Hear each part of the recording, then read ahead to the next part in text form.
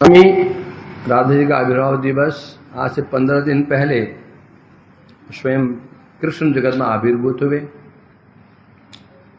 अकेले बेचारे बैठे हुए प्रतीक्षा कर रहे हैं। क्यों? स्वयं कृष्ण कहते हैं, त्वं मेरो शोभा रूपासी देहस्य भूषणम यथा कृष्णमां वदन्ति लोकाः यदा त्वयि रहितम् ददाति श्री कृष्ण ददातेऽपि यदेशो हि त्वया सहिते परम त्वं श्री त्वं संपत्ति त्वं आधार स्वरूपिणी। कृष्ण कह रहे हैं, हे राधा जी, जिस प्रकार से शरीर की शोभा किससे होती है? आभूषण। आभूषण रहित शरीर सुंदर नहीं लगता। उसी प्रकार से आप मेरी शोभा हो, आभूषण हो। जब मैं आपसे अलग रहता हूं तो लोग मुझे क्या बोलते हैं? कृष्ण मां वदन्ति लोका।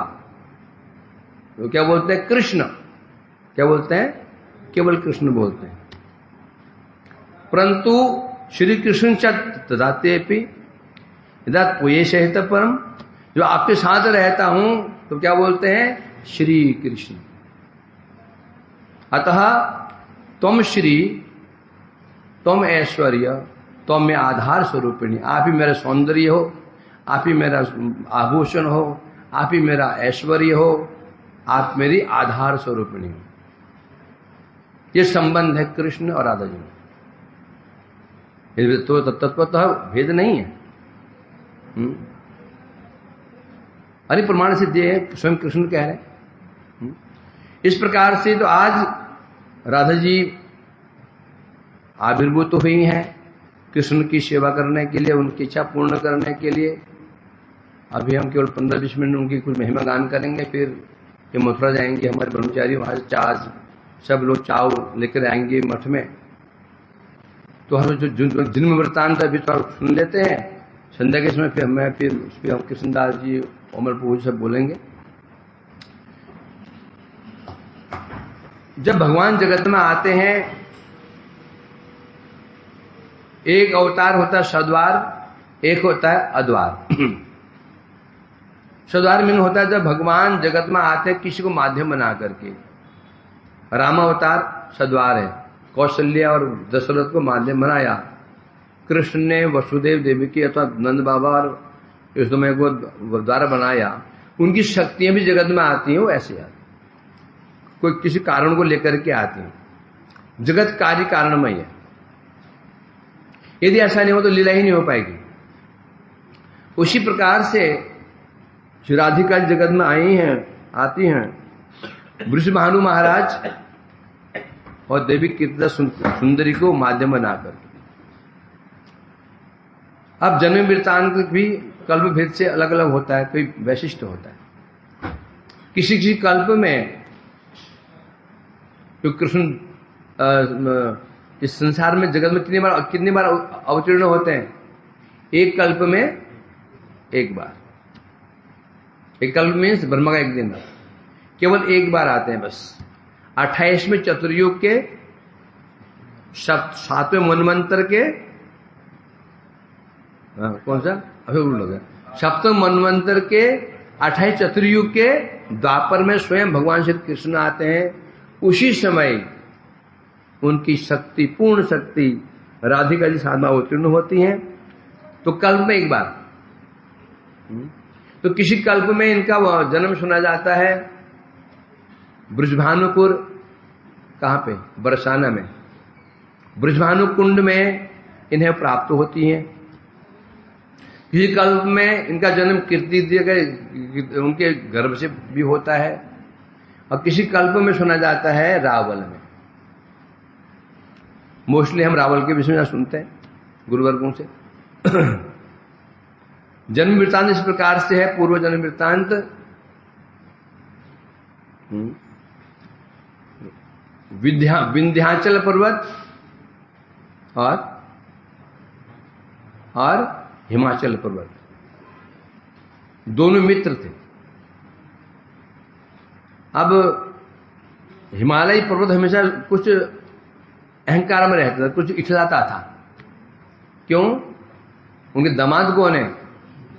स्वयं शंकर, गंगाधर जी, शंकर जी उनके दामाद हैं। स्वाभाविक है, इस्लाम में होता ही है। तो जब जब वो ये अपनी प्रशंसा करते, जानते हो मेरे दामाद कौन है? शंकर, शिव जी। और तब उनको थोड़ा कष्ट होता विंध्याचल को, है देखो, है मेरी भी पुत्री होती तो पुत्री होती, पुत्री थी, पुत्र नहीं थी, पुत्री होती तो भाई उनका दामाद भी ऐसा ही होता, इसे श्रेष्ठ होता। उनकी भावना थी, है ना। तो उन्होंने फिर तपस्या की, ब्रह्म की तपस्या की, और उनसे मांगा कि मुझे ऐसी पुत्री प्राप्त होनी चाहिए जिसका वर हिमालय के पुत्री के वर से श्रेष्ठ हो। अब शिव से श्रेष्ठ कौन हो सकता है संसार में? वह हो गया कालान। अब तो आगे लीलाकरण नहीं है। उसी समय कुछ समय के पश्चात इस जगत में कीर्तिदा देवी के यहां पर ऐसे सुनने में आता है, चंद्रभानु और बृजभानु भाई हैं। चंद्रावली जी और राधिका जी बहनें हैं, चचेरी बहनें। कालक्रम से यहां पर विष्णुभानु महाराज और चंद्रभानु महाराज, उनकी पत्नियों ने, उनकी गर्भ में संतान आई, उनको गर्भवती हुई। लीला करने के लिए योगमाया जी ने उन दोनों कन्याओं को उठा करके स्थापित कर दिया, विंध्याचल की पत्नी के गर्भ में स्थापित कर दिया। और इधर कालक्रम से यहां पर कंस का उत्पात हुआ। कंस उत्पात कर ही रहा था और वहां उनका जन्म हो चुका था। जब अष्टम गर्भ कृष्ण का एक कन्या हुई और कन्या ने कहा था, अरे तू मुझे क्या मारोगी? स्वयं कौन थी? योगमाया थी, महामाया थी। तू मुझे क्या मारे? तेरे मारने वाला जन्म कहीं ले चुका है। कंस ने आदेश दिया था, जाओ जाकर के जितने आसपास बच्चे हैं तो 1 या 6 महीने के उत्पन्न हो, सबको मार डालो और कन्याओं को लेकर के आ जाना। तो पुत्र घूम रही थी, घूमते घूमते पहुंची वो विंध्याचल के आसपास, बहुत दूर नहीं है विंध्याचल से। तो देखा उनकी आंगन में पालने में तो बड़ी सुंदर किशोर, छोटी छोटी बालिकाएं खेल रही हैं। दोनों को उठा लिया, आकाश मार्ग से लेकर आ रहे थे इस तरफ। विंध्याचल के जो पुरोहित थे उन्होंने असुर मारण मंत्र का उच्चारण किया, प्रयोग किया। आकाश मार्ग में वो भयभीत हो गई और भागे और यहाँ आकर के दोनों बच्चे हाथ से गिर गई। एक गिरी रावल में, यूं कहते हैं रावल, एक गिरी उससे कुछ दूरी पे। जो रावल के पास गिरी उसमें बृषभानु महाराज कहाँ निवास करते थे? कहाँ? रावल निवास करते। कहाँ पे? रावल, वो निवास करते थे। और नंद महाराज निवास करते थे गोकुल में। जहां थे मित्र से आसपास ही रहा करते थे। उसके पश्चात बृषभानु महाराज पहुंच गए राल में, नंद महाराज पहुंच गए कहां पहुंच गए? शक्तिकला में। आसपास डिस्टेंस प्राय समान होता है। उसके बाद नंद महाराज पहुंच गए नंदगांव में, विष्णु महाराज पहुंच गए बरसाने में, पास रहते थे। तो उस समय विष्णु महाराज जी प्रातःकाल उठे, आज के दिन सुबह ब्रह्म मुहूर्त में उठे, स्नान, जमुना जी पास में थी, स्नान करने के लिए गए। यमुना में उन्हें एक कमल पुष्प के ऊपर, यमुना का हरद में तालाब सा होता है जो पानी अटक जाता है, उसमें एक कमल पुष्प के ऊपर एक अत्यंत दिव्य बालिका दिखाई पड़ी। तेज, उसके तेज से सब दिशाएं आलोकित हो रही थी, बड़ी सुंदरी, बड़ी प्यारी। कभी किलकारी मार के हंस रही है, कि अपने अपने हाथों से अपने पैर को पकड़ करके अंगूठा चूस रही है। बच्चे क्या करते हैं, चूसते हैं अंगूठा, चूस रही है। कभी हाथ पैर चला रही है, इनकी ओर देख के मुस्कुरा रही हैं, इनका चित्त हरण हो गया। पुत्र था, पुत्र थी नहीं, जहां देखा वहां देखा, कौन है कौन है, कोई तो होगा, आवाज लगाई कोई नहीं आया, मन में लालच तो आ गया, चुपचाप उठाया, ला करके अपनी पत्नी को दे दिया। कितने कितने जो दे दिया, बोला संभालो उसको, छिपाओ, ये छिपा के रखना है, बाहर नहीं निकालना है इसको। दोनों बड़े खुश। और इधर नारद जी ने विचार किया, भाई कृष्ण कृष्ण तो आ चुके हैं, सब जानते हैं आ चुके हैं, जब कृष्ण जगत में आ चुके हैं तो उन्हें शक्ति भी आई होगी अवश्य, राधिका जी भी आई होगी कहीं ना कहीं। खोजने लगे प्रत्येक गांव में, कस्बों में, यहाँ वहां खोजने पूछने, भाई आपके घर में कन्या ने जन्म लिया, जो जन्म लिया दिखाओ, तो वो दिखाते हैं सब, बोला नहीं ये भी नहीं। कई बच्चे देखी, सब रिजेक्ट। होते होते होते एक दिन घूमते घूमते घूमते रावल पहुंच गए। विष्णु महाराज बड़े, वृषभानु महाराज बड़े प्रसन्न। शुभ मुहूर्त में नारद जी आए, उनका आदर सत्कार किया, उनकी पूजा अर्चना किया, उनको सम्मान दिया। परंतु नारद जी को आज अपनी पूजा भी अच्छी नहीं लग रही है। क्यों? मन में क्या है? उत्कंठा। कि उत्कंठा जगी हो, फिर खाना पीना क्यों अच्छा लगे। बोले महाराज जी से छोड़िए, ये बताइए आपके घर में कन्या ने जन्म लिया क्या 4-5 दिन के अंदर? और घबरा गए कि कहीं, ये तो पूछ रहे हैं, अभी तो उन्होंने मुझे बताया नहीं था, घर में छिपा के रखा उसको। अब विचार करने लगे, झूठ बोलता हूं तो ऋषि है, और हां कहता हूं तो ये क्या करेंगे, शरबत क्या करेंगे, मतलब कि प्रचार कर देंगे, जिसकी बालिका होगी वो आकर के ले जाएंगे। बड़े चिंतित हो गए। जैसा भी झूठ तो नहीं बोला, झूठ तो नहीं बोल सकते। बोला हाँ मेरे, पहले कहा उन्हें मेरा एक पुत्र है, नहीं पुत्री। अब कुछ दबी आवाज बोले हाँ पुत्री भी है, दिखाएंगे। अब तो विष्णु महाराज में सांस अटक गई। इनको बताना मतलब पूरे ब्रह्मांड को बताना, क्योंकि विष्णु महाराज राजा हैं, कोई सामान्य व्यक्ति नहीं है। राजा छींक है ना, छींक भी मार दे, पूरे सब जानते राजा छींक रहा है। अब क्या करें, कहा ले आओ, तो लाए उनको। जैसे ही दर्शन किया राधिका जी का, यही है हमारी क्या स्वामिनी, यही है क्या कृष्ण की हृदय प्राणेश्वरी, समझ गए।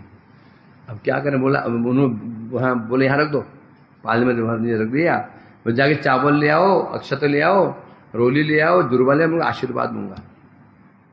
वो चले गए। जाते ही बस हैं, नारद जी जैसे दर्शन किया, दर्शन करते ही बस मूर्छित हो गए। उसी समय राधिका जी किशोरी स्वरूप में हो गई, अष्ट सखियां प्रकाशित हो गई। नारद जी मूर्छित पड़े में उनके चरणों में। ललिता जी ने सिर पर हाथ फेरा, उठो उठो, क्या कर रहे हो, समय निकल जाएगा, जल्दी दर्शन कर लो। आंख खुले, दिव्य दर्शन पा करके अति प्रसन्न स्तुति करने लगे। क्या? मुनिंद्र बिंद वंदिते तिलोक शोक हारिणी, प्रसन्न वक्त्र पंकज निकुंज भूविलासिनी, ब्रजेंद्र भानु नंदिनी, ब्रजेंद्र सोनु संगते, कदा करी शशि अमा कृपा कटाक्ष भाजनम। दर्शन किया, स्तुति करते करते करते राधिका जी बड़े प्रसन्न हुई। हाँ, उसी समय उनका आशीर्वाद दिया, ठीक है अब तुम्हें दर्शन करोगे, ऐसा आशीर्वाद दे करके फिर राधिका जी फिर बालिका बन गई और अष्टसखियां अंतर्धान हो गई। उसमें वृषभानु वो महाराज वो चावल अक्षत ले आए, उनको तब ला करके रख दिया। नारद जी ने मंगल स्वस्ति वाचन किया, इसका जो स्वयं स्वस्ति स्वरूप है, मंगल स्वरूप है, उनका मंगल वाचन किया और ये आशीर्वाद दिया ये भविष्यवाणी की, इसका जो स्वामी होगा ना, पति होगा, क्या होगा? त्रिभुवन में वो जो सुंदर, गुणवान और शक्तिमान नहीं होगा। जानते कौन होगा ऐसे पति है? और भविष्यवाणी बड़े प्रसन्न। और तब से फिर अब नारद जी विचार कहाँ जाऊं मैं अभी, वो जाना भूल गए, एक स्वरूप से वृंदावन में रह गए। जानते थे अब यहाँ ये हैं, लीलाएं भी करेंगे तो दर्शन का सौभाग्य प्राप्त होगा, अब मैं कहीं क्यों जाऊं। एक स्वरूप से यहाँ पर गोवर्धन के पास में नारद कुंड में वहां विराजमान है, तपस्या करने लगे। किस रूप में? नारदी गोपी के रूप में। सब वहां से लीला हुई, कुसुम सरोवर की लीला, पारसोले की लीला, रास, चंद्र सरोवर, सब लीला दर्शन करते थे। बोलो मत बोलो क्या? और के नारदी गोपी और गोपी है, नारदी गोपी, क्योंकि बिना गोपी हुए शिव गोपी है कि नहीं? बिना गोपी हुए मधुर भाव की लीलाओं का दर्शन करना संभव नहीं है। इस प्रकार से आज राधा जी का आविर्भाव हुआ, परंतु जन्म से ही राधिका जी जन्म, क्योंकि जब इस जगत में आने लगे थे उस गोलोक धाम में, जो कृष्ण ने कहा, हे स्वामिनी जी, राधिका चलो जगत में चलते हैं, कुछ लीलाएं भी करनी है, जगत उद्धार भी करना है, कुछ और तुम्हारे और हमारे भक्त दर्शन के तड़प रहे हैं गौड़िया मठ में, खाना अच्छा लग रहा है, पीना अच्छा लग रहा है, दर्शन दिए आते हैं। उन्होंने कहा मैं नहीं जाऊंगी। क्यों? जहां पर यमुना ना हो, जहां गोवर्धन नहीं हो, मैं वहां पर मैं वहां नहीं जा सकती, आप जाओ। पर चिंता मत करो, वो भी साथ जाएंगे, गोवर्धन जी भी जाएंगे, यमुना भी जाएंगी, और सब वहीं जाकर लीला विलास करेंगे। तो उसी प्रकार से, परंतु उन्होंने राधिका जी ने वही वचन लिया था, वचन दो, जब मैं आंख खोलूंगी सबसे पहले मैं आपको दर्शन करूंगी, वचन दो मेरे को। कृष्ण ने वचन दिया था, ठीक है मैं तुम वचन देता हूं, पहला दर्शन मेरा ही करोगी। तो जब जन्म राधिका जी का हुआ तब से वो आंखें उनकी बंद रहती थी। अब जब ब्रजभानु महाराज बड़े दुखी, इतनी सुंदरी, इतनी प्यारी, क्या दिव्य तेज है, परंतु आंखें बेचारे अंधी है, दुखी, बड़े दुखी रहते थे। हमारी पुत्री, प्यारी पुत्री भी है, आंखें नहीं खोलती है। परंतु राधिका जी क्या प्रतीक्षा कर रही थी? कृष्ण का। जब बात फैली भाई ब्रजभानु महाराज की पुत्री भी है, तो उनके मित्र नंद महाराज जी भी अपनी पत्नी नंद रानी के साथ में एक बार दर्शन करने के लिए आए, उनका उपहार देने के लिए चाव लेकर के आए। आंगन में राधिका जी पालने में झूल रही थी, यशोदा जी आई, उन्हें कृष्ण को पालने में रख दिया साइड में, अंदर पहुंच के बातचीत करने के लिए, हालचाल जानने के लिए। ये दोनों आस पास में आए, राधिका जी लेटी में, कृष्ण ने अपना हाथ उनके ऊपर रख दिया। जैसे ही स्पर्श हुआ समझ गई मेरे प्राणनाथ आ गए हैं, तुरंत करवट बदली, आंख खोल ली। उसी समय ब्रजभानु महाराज बाहर आए, बच्चे ने आंख खोल दिया। आनंद, विशाल उत्सव मनाया गया, खूब उत्सव मनाया गया कि हमारी पुत्री ने आंखें खोल ली। इस प्रकार से दोनों क्या युगल जोड़ी एक दूसरे आस पास में।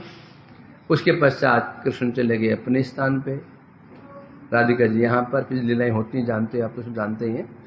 अब शुरू करो भाई विजय, ओ पुजारी हो, सो रहे क्या? ये कैसे लोग हैं ना, 7:30 बजे हैं? कहाँ था? घर के अंदर? अब घर में क्या कर रहा है? हानि कर रहा है क्या?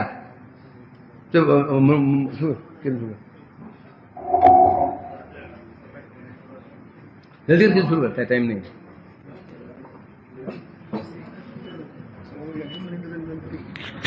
कीर्तन कर हो गया भैया।